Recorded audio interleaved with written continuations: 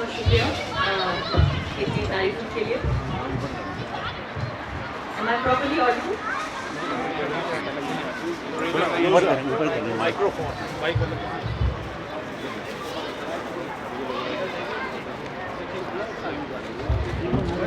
Better, I think.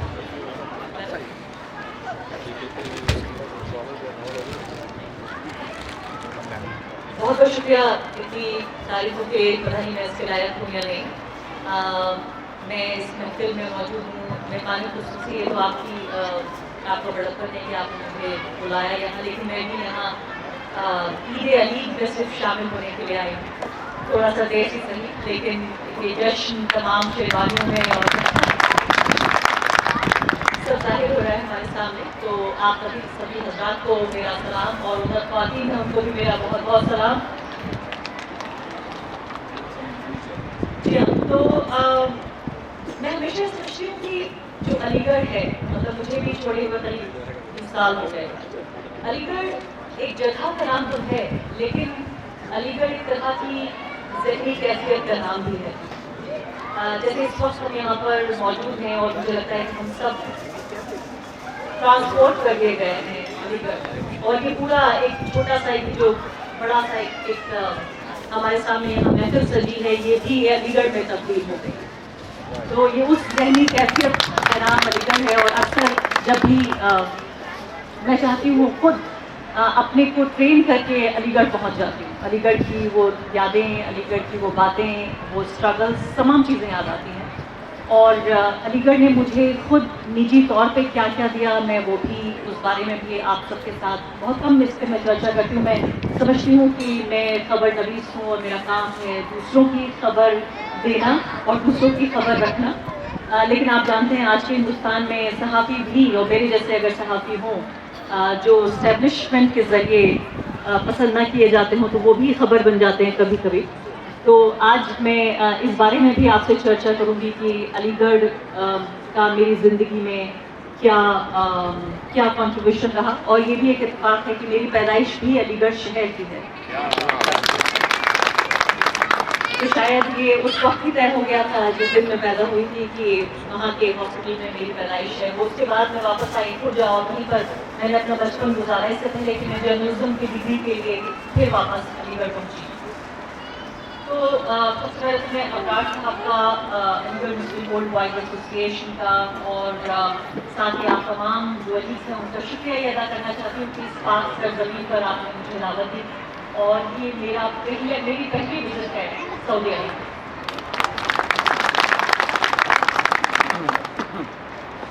تو میں یہ کہنا چاہتی تھی کہ کس طریقے سے آپ نے دیکھیں کہ جو فی الحال کے جو حالات نظر آ رہے ہیں, یہ تو ناممکن ہے کہ آپ نے مجھے بلایا ہے, میں یہاں پر آؤں اور اس کی چرچا نہ کروں. میں کوشش کروں گی کہ میں جتنا منیمائز کر سکوں یہاں پر سیاست کو اتنا میں کروں گی. لیکن میری شخصیت, میرے سوچنے کا طریقہ, میرے جینے کا طریقہ, اس سب میں سیاست کچھ اس طرح سے کھلی ملی ہے کہ میں سانس لیتی بھی ہوں تو بھی سیاسی سانس لیتی ہوں. تو اس لیے میں تھوڑا سا اس پہ ضرور روشنی ڈالوں گی کہ حالات کس طرح رہے. یہ بتانے کے لیے میں سوچ رہی تھی آنے سے پہلے یہاں کی کیا بات کی جائے, کیونکہ 200 سال گزر گئے سر سید احمد خان کو زمین پر پیر رکھے ہوئے, اور علی گڑھ مسلم یونیورسٹی بھی اب 100 سال سے زیادہ پرانی ہوئی. سر سید ڈے منایا جاتا ہے, پوری دنیا میں منایا جاتا ہے.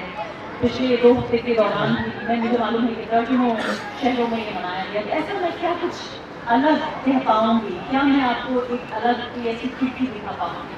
تو میں سوچ رہی تھی اس بارے میں سر سید احمد خان کی جو اس کا کانٹریبیوشن تھا اس کے بارے میں مجھ سے پہلے اور بہت بہتر طریقے سے تمام جو ہمارے اسپیکرز ہیں وہ بتا چکے ہیں.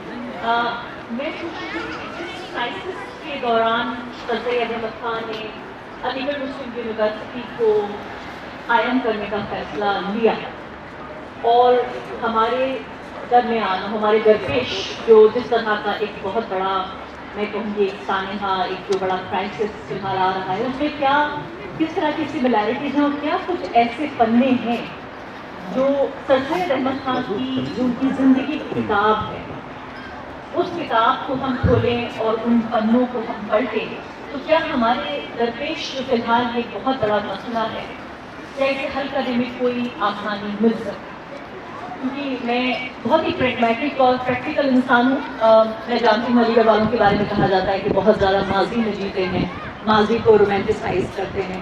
میری بھی تمام میں کہوں گی جو کنڈیشننگ ہے اور جو ایک پورا کلچر علی گڑھ کا, لیکن اس کے باوجود میں سر سید احمد خان کی زندگی سے ہی جو سبق لے کر میں سمجھتی ہوں کہ بہت ضروری ہے کہ ماضی کو ایک کھڑکی کی طرح ضرور کھلا رکھنا چاہیے. اور کئی بار ایسا ہوتا ہے کہ ماضی آپ کو آج کے حالات کے لیے سبق دے سکتا ہے. تو ان الفاظ سے پہلے میں شروعات کرنا چاہتی ہوں کہ زمانہ معترف ہے ہماری استقامت کا. نہ ہم نے شاخ گل چھوڑی, نہ ہم نے قافلہ بدلا, نہ ہم منزل سے باز آئے, نہ ہم نے رہنما بدلا. تو ایک ایسا شخص جس کو کہ جو 200 سال پیدا ہوا, ہم سے 200 سال پہلے پیدا ہوا, ہم ابھی بھی وہ ہمارا رہنما ہے.